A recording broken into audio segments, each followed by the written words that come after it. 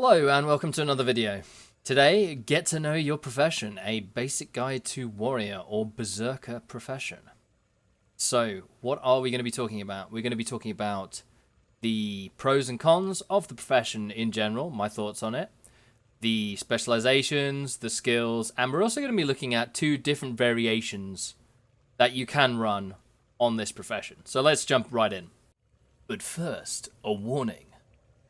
Warning, this video is not for seasoned players. If you understand how the berserker or warrior profession works, then this video is not for you. Thanks for listening. Right, so now we've got that out of the way, let's go straight into the pros and cons. So, what are the pros of the profession? Well, it's got extremely useful team utility. Unique buffs, in fact. Very useful for any team or squad if you're raiding to have a warrior in the team. Preferably two, actually. It works, and we'll explain it a little bit later on, but very useful team utility. Secondly, it's not that hard. It's a fairly simple profession to play. Some say that's a con, I guess, but we're looking at a basic guide. It's nice that it's fairly simple to get to grips with. And thirdly, it's actually got reasonable damage. So you're providing this team utility without actually losing that much damage. So the cons of the profession, what are they? Well, this is tricky.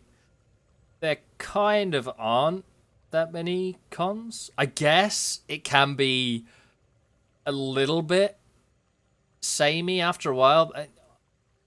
Actually, you know what? Scrap that. Like, there are no cons for this profession. That's just the truth. Right, moving on.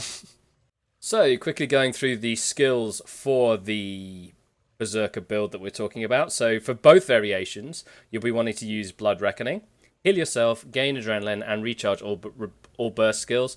Very useful in the Condi variation of this particular build.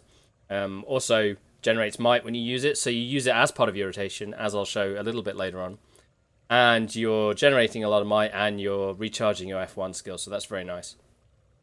In the power variation, you can swap this out for something else, but in Condi, you need this to get decent DPS. So have a think about that when you're deciding which build to go for. And Signet Fury, this is specific to the power variation. Signet Fury improves precision by 180 actual points. Gain adrenaline when you use the active. You won't be wanting to use the active that frequently. However, there are certain circumstances that I do use the active. If I have no other way of regenerating my adrenaline and I can pop this really quickly, and then potentially if I'm trying to CC something, I can use like another skull crack, another F1 skill or something like that on the mace. But most of the time, you'll be wanting to just leave this as it is. You know, don't actually touch it. And then for the Condi variation, you'll be using For Great Justice, because the Condi variation generates just naturally a little bit less might. So this helps fill in the gap, and obviously it gives your team Fury as well, so that's very nice. On a very low cooldown, you just be spamming this whenever you can. And then we have the two banners. So these are a unique way that you can help your team as a warrior. So you can see here they just spam these little area of effects. Improve precision and frosty, improve power and condition damage. They're just very useful to have in any given team. You can swap these out if there's another warrior in your party. Then only one of you needs to bring each banner. So in the case of a power warrior, you'd be wanting to bring Signet of Might, which just improves your power, and then you don't use the active at all, because very few situations in which your attacks being unblockable is very useful in PvE. And then for the Condi variation, you'll be wanting to use Shattering Blow. Shatter a rock to gain adrenaline and send out rock fragments that inflict bleeding on all your foes. So a little bit of Condi damage, but more importantly, it gives you stability. So the way you use this is you pop this before you use Headbutt. And moving on to Headbutt, stun your target, stun yourself, and gain adrenaline if you hit. Fully adrenalized. Where you just fill up your bar of adrenaline instantly. You see there it says plus 30 adrenaline. That's 3 full bars of adrenaline, and it will allow you to max that out instantly. So This skill gives you stability on the Condi build. So you use that, you get stability, and then the whole stun yourself part of this skill doesn't apply at all. So those are the utility skills.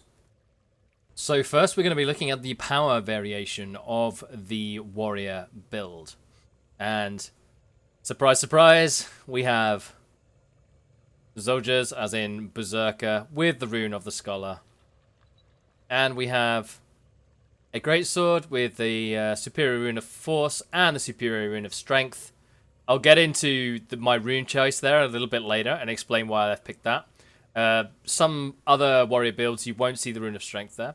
Then we have a mace shield with 5% damage, so the real rune of force on the mace, and superior sigil of paralyzation plus 30% stun duration on the shield. So the reason you do that is you swap to mace shield for some nice CC comboing, which again I'll talk about later. And then of course over here we've got all of the Zerk stats. I actually have a couple of assassin things to balance my precision.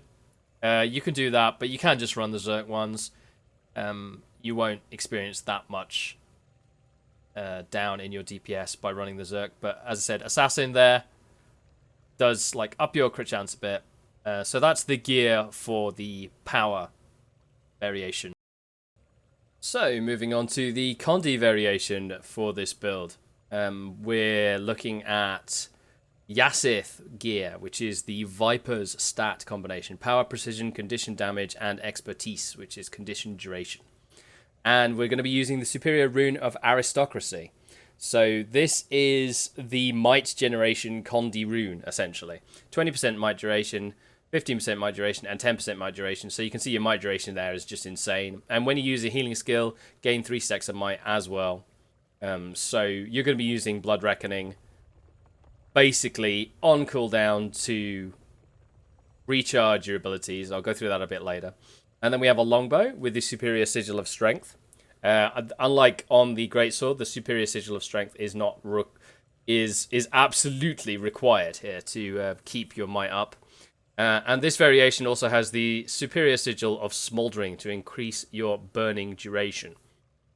And then I have the superior sigil of strength again on a sword, and then a torch, the superior sigil of smoldering again. So we're increasing the burn duration on both of these weapon sets, and we're also generating might on crit on both of these weapon sets. So yeah, so you can see we don't have the mace shield as we did before. We have sword, torch to keep our DPS reasonably high, which does mean that the Condi variation of this build just has a little bit less CC, but you know, I'll talk about that in a bit. Then we have Yasith, basically, you know, the Viper's stats all the way around, with one exception, is the Sinister Ring.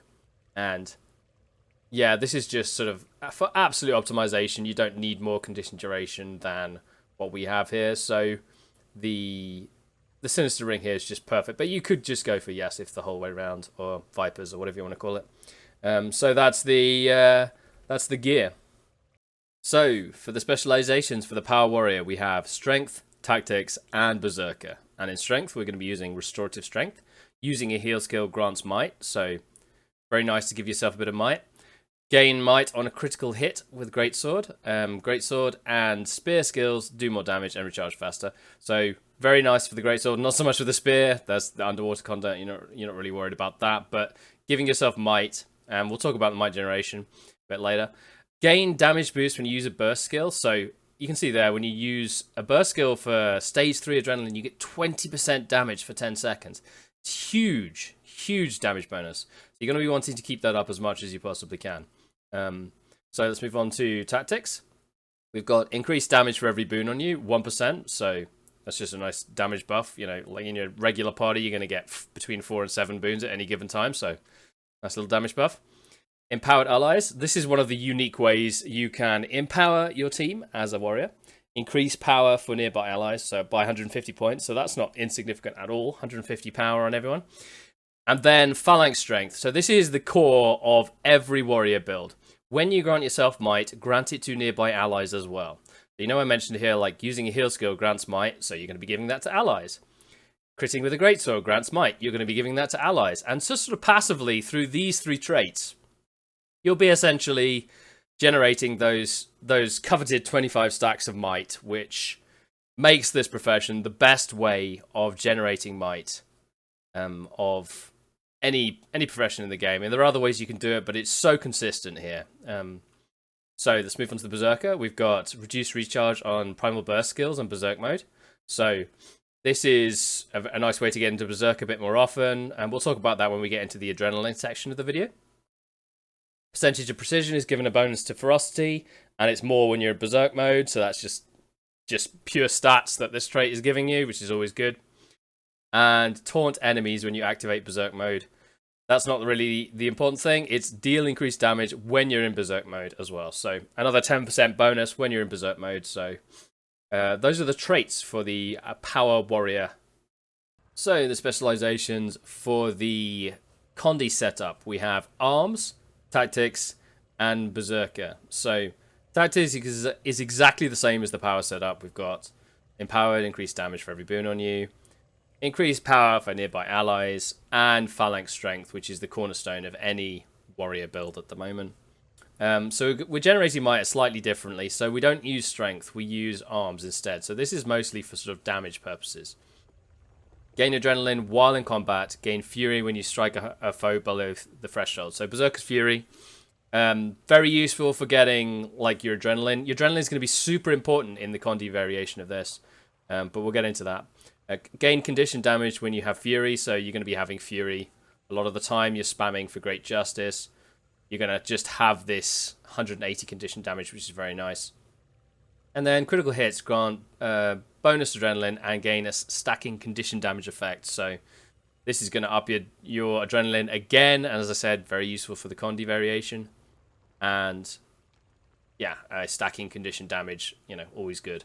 So in Berserker tree, we still have reducing the recharge on primal skills, because primal skills are going to be very important here. Then we've switched blood reaction, which gives ferocity, to heat the soul.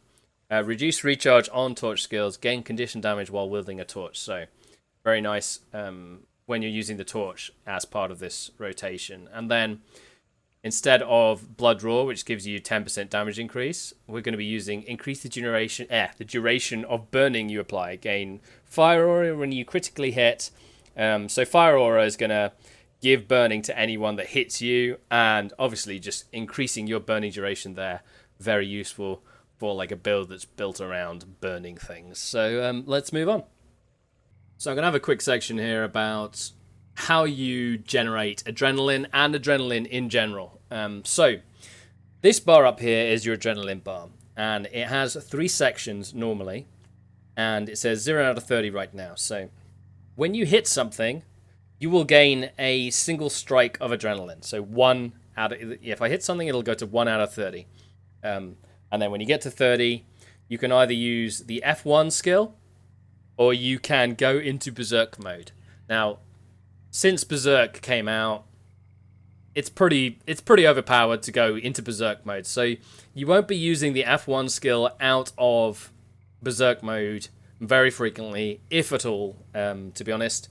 The F1 skill outside of Berserk mode isn't really worth it. So you go into Berserk mode, and these 3 bars will turn into 1 bar. And so instead of having to hit 30 things, you have to hit 10 things, which means it's a lot faster to access the F1 skill in Berserk mode. And I'll show you that a little bit later on. So that's how you generate adrenaline. But there are several other ways you can generate adrenaline. That's a tricky thing to say. Generate adrenaline where other than just hitting. So firstly is Blood Reckoning, your heal skill. Heal yourself, gain adrenaline, and recharge all burst skills. Heal for a percentage of your... Right, so that's got nothing to do with it. But raising adrenaline by 10. You see there beneath the healing stat, it says adrenaline up 10. So that outside of Berserk mode would fill one of these bars. But in Berserk mode, it fills the entire bar. So you're going to want to use this skill in Berserk mode. Then there are other skills like Shattering Blow on the Condi variation. This will also fill up the bar in Berserk mode. But there are 2 ways that you can, and actually I currently have the Condi set up, but I'm just going to switch to, I'm I'm just going to switch to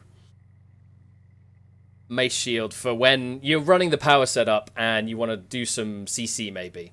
So I will actually talk about the CC skills right now as well, because the Mace Shield is full of them. So we've got Shield Bash, 2-second stun, 1-second daze on Pommel Bash, and then Skull Crack. When it gets to level 3, it's a 3-second stun. So this is one case where you will want to use the F1 skill outside of Berserk mode.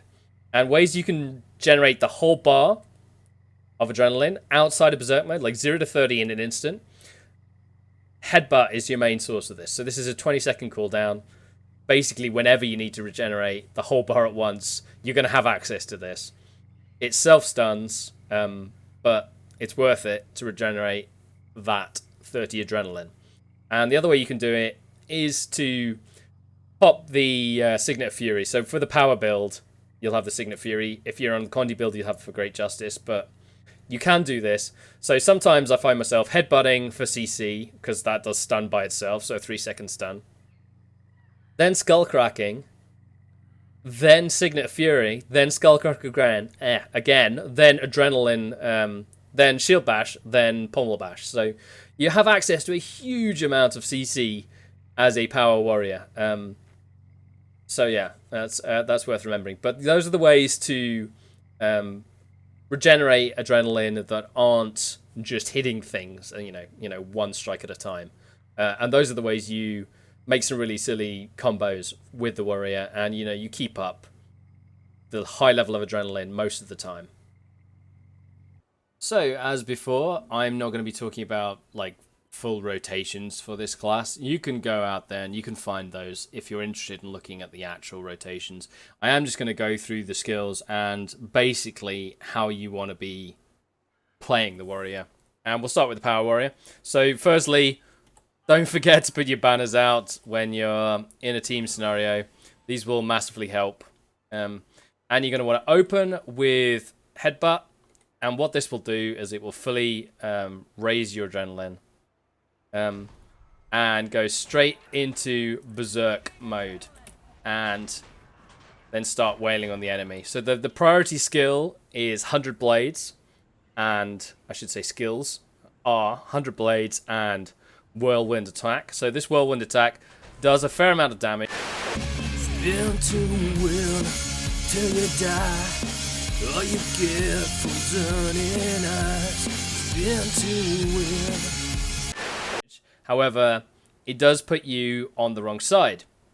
So, like once you've spun through something, you need to get back to it. So the combo to get used to is spinning through, throwing, so that's the number 4 skill, and then dodging back in for a damage and to lower your adrenaline. So why are we lowering our adrenaline? So get a damage bonus when the endurance is not full. And this is something I didn't mention when going through the traits, because I always go through the major ones, but I don't go through the minor ones. So get a damage bonus when the endurance is not full. So you're going to be wanting to dodge periodically during your while you're playing to keep this damage bonus up. The other damage bonuses you need to think about are Berserker Power. Berserker Power. So you get 20% damage bonus when you use a Berserk skill, like Adrenaline Stage 3. But when you're in Berserk, like, let me just show you. Like, if I'm in Berserk mode and I use this, I do get the full 20% from 1 bar. So Berserk counts as 30. It counts as Adrenaline Stage 3 for this trait, which is very useful. So, 2 things to remember. Spinning through, throwing the blade, and dodging back. This also has the added bonus, if I can find the trait that does this. Yeah, damage foes at the end of a dodge roll. So, dodging back actually provides you see that, like, I didn't hit it there. All I did was dodge towards it, and I did, like, a nice little damage. So, those are the things to think about. When you're playing around with the power one. You're going to be camping, greatsword, but yeah, prioritize 100 Blades and Whirlwind Attack, and then that nice little combo there of spinning through, throwing, and and dodging back. So one of the things you need to be careful with is even if you're holding backwards, if you press dodge immediately, you will actually dodge in the opposite direction. Sometimes I couldn't recreate the bug there, but it's a bit frustrating. Sometimes if you're spinning through and you're holding backwards and you dodge, you will end up dodging like miles away. In that case, you can use the number 5 skill, which is Fiery Rush, charge, and strike your foe to get back to your target. So that's very nice. And then lastly, when you're in berserk mode, you'll be wanting to keep using the F1 skill to keep this berserker power up. And when it gets below 50%, so you see here, damage foes under 50%, you want to use the F1 skill, use your heal, and then use the F1 skill again. So the heal, if you recall, heal yourself, gain adrenaline, and recharge all burst skills. So this gives you 10 adrenaline. So despite the fact that it counts as 30 for the berserker's power, as I said earlier, it recharges the entire burst, the entire bar in berserk mode. And because it recharges your berserk skill again as well, you can spam, you can use F1 in berserk, use your heal, and then use F1 in berserk again. And that particular combo is very nice for spamming damage after the thing that you're attacking is lower than 50% health. And that's particularly prominent in the Condi build, which I'll talk about now. So, things to mention for the Condi variation of this build. Firstly, the longbow F1 skill is super strong when you're in berserk mode. So you'd be wanting to get into berserk mode and spam the hell out of that stuff. Like, it's actually ridiculous. So, let me just get into berserk mode and show. So, like, look how fast we're regenerating our adrenaline as well. Like, you can spam this a lot, you know. Like, I got out... I'm not even particularly trying hard, and I still got out, like, 6 or 7 of those burn fields, like... they do a lot of damage, and more importantly, like, it's over a large effect. So if you have, like, a large hitbox enemy, it hits it multiple times. So that's the thing to remember, like, primarily, is that the burst skill for the longbow is really strong. So you're going to be wanting to get into the berserk mode and cast this thing repeatedly. And you know, we do gain a lot of adrenaline really quickly. Yeah, so that's the cornerstone of the Condi variation of this build. And you see the amount of traits we have that regenerate adrenaline. Like, not even trying, I'm getting back up to full adrenaline. So the other thing to remember is the combination of Shattered Blow and Headbutt. So Shattered Blow gives you stability, and Headbutt stuns yourself, so it will get rid of that stability. So we're using Shattered Blow, followed by Headbutt, and we don't get... You see, it's the little thing up there said immune, and then we went straight into berserk mode, and we're off again. You know, spamming the F1 skill as much as possible. And you see there, actually, Shattering Blow as well does regenerate 10 adrenaline, which in berserk mode is enough to fill up your bar as well. So don't forget that this skill and this skill both fill up the adrenaline bar. So why do we have the sword torch if the longbow is so good? So you get to a point in the build when your berserk stance is down and you're in a longbow and you've basically done everything you can do. And that's when you switch to the sword torch. So the skills worth remembering here are Flames of War, cleanses conditions, and becomes a mobile fire field. So if you're not familiar with how fire fields work in the game, you put down a fire field and then you can leap, blast, or whatever, and it will create stuff. So leaping through a fire field will create a burning aura, a fire aura on yourself, which is giving burning to anything that hits you.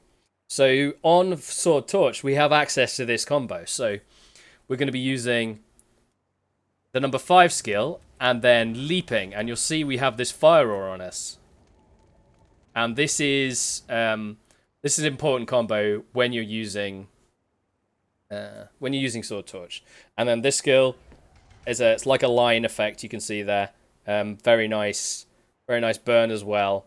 And if you get a chance to go, the first time you get back into, have a full adrenaline bar, do not use the F skill while you're out of Berserk mode.